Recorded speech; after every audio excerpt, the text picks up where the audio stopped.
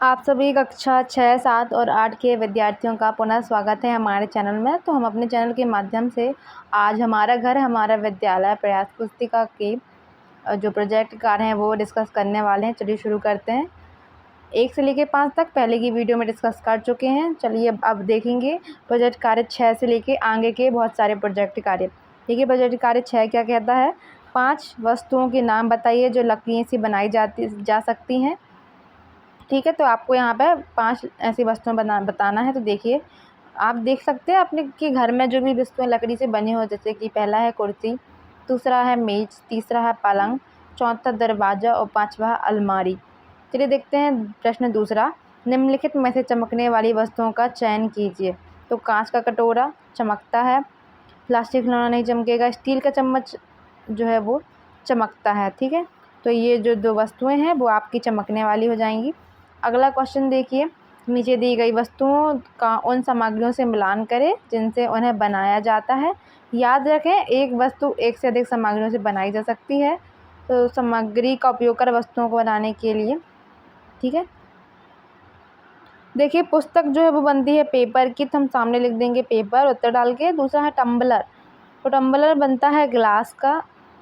तीसरा है कुर्सी, तो कुर्सी बनती है प्लास्टिक की और लकड़ी की भी, तो हम प्लास्टिक और लकड़ी दोनों डाल देंगे। फिर है अगला खिलौना, तो खिलौना बनता है लकड़ी और प्लास्टिक।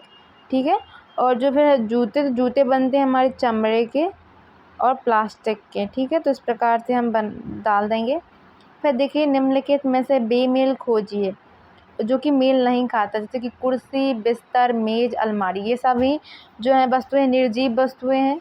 बच्चा यहाँ पे जीवित में आ जाता है तो उसको हम अलग कर देंगे। फिर देखिए गुलाब, चमेली, नाव, गेंदा, कमल। गुलाब, चमेली, गेंदा, कमल जो हैं ये फूल पुष्पों के नाम है। नाव जो है अलग हो जाएगा।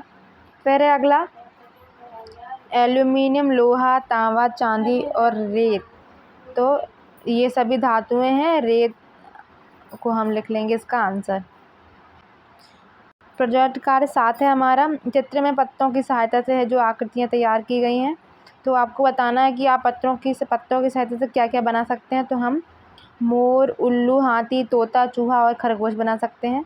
दूसरा, इन आकृति को बनाने में आपने कौन कौन से पौधों की पत्तियों का उपयोग किया है। तो आप पौधों की पत्तियों के नाम लिख देंगे, जैसे कि पीपल, आम, केला, नीम, बेल, नींबू, जामुन आदि।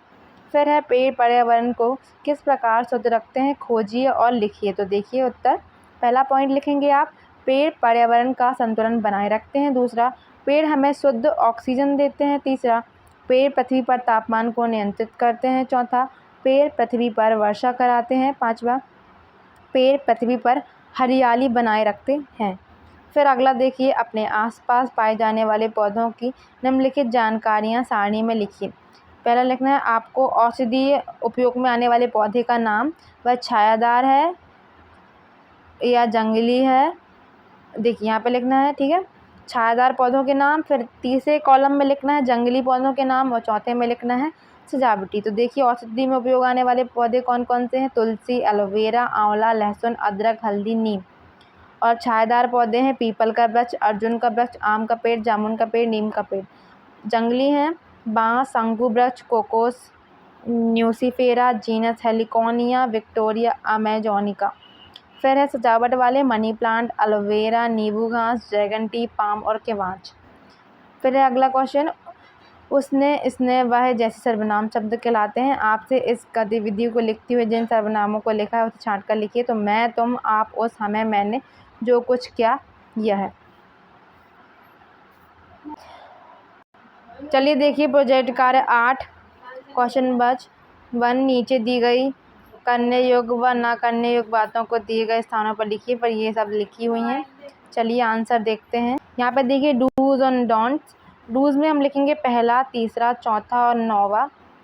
ठीक है, और डोंट्स में हम लिखेंगे दूसरा, 5वां, 6वां, 7वां। नंबरिंग दी हुई है, आप नंबरिंग के हिसाब से लिख लेंगे। और डूज में लिखेंगे 10वां और डोंट्स में लिखेंगे 8वां। और ठीक है, फिर है question 2, paste the picture of any 4 great man and write 4 lines about each of them. पहला देखिए महात्मा गांधी, इनके बारे में Mahatma Gandhi was a great man. He was born on 2nd October 1869. Third is his father is Karamchand Gandhi and fourth is he was Indian man. फिर जब पंडित जवाहरलाल नेहरू, तो he was the first prime minister of India. Second he was an Indian freedom fighter. Third आएगा he was born on the 14 November 1889. He had married Kamala Nehru. Then Sardar Vallabhbhai Patel. He was born on 31st October 1875. He was born in a farmer family. His father name was Javer Bhai and his mother name was Latba. फिर है APJ Abdul Kalam. So he was born on 15th October 1931. He had born in Rameswaram, Tamil Nadu. He was the 11th president of India and he was very hard working student since his childhood. चलिए देखते हैं project कार्य 9. अपने परिवार के वरिष्ठ जनों से पूछकर भारतीय महीने, वार एवं तिथियों के नाम लिखना है. यहाँ पे देखिए, तो पहला है चैत्र, वैशाख, ज्येष्ठ, आषाढ़, श्रावण, भाद्रपद, आश्विन, कार्तिक, मार्गशीर्ष, पौष, माघ और फाल्गुन. ये है हमारे 12 महीने जिन्हें आप जनवरी, फरवरी, मार्च, अप्रैल कहते हैं, है ना. इस प्रकार से आप डिवाइड करते हैं. तो ये हमारे हिंदी या भारतीय महीने. इसके बाद है जो आपके सप्ताह वाले, सोमवार, मंगलवार, बुधवार, गुरुवार, शुक्रवार, शनिवार, रविवार.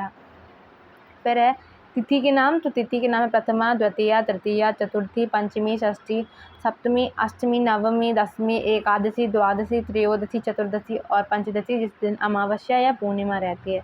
फिर देखिए, चित्र में देखकर गिनकर संख्याओं को संस्कृत में लिखना है. ठीक है, तो देखिए, पहला एक आम है तो एकम, 2 आम है द्वे, 3 आम है त्रीणी, 4 आम है चत्वारी, 5 आम है पंच, 6 आम है षट, 8 आम है तो अष्ट.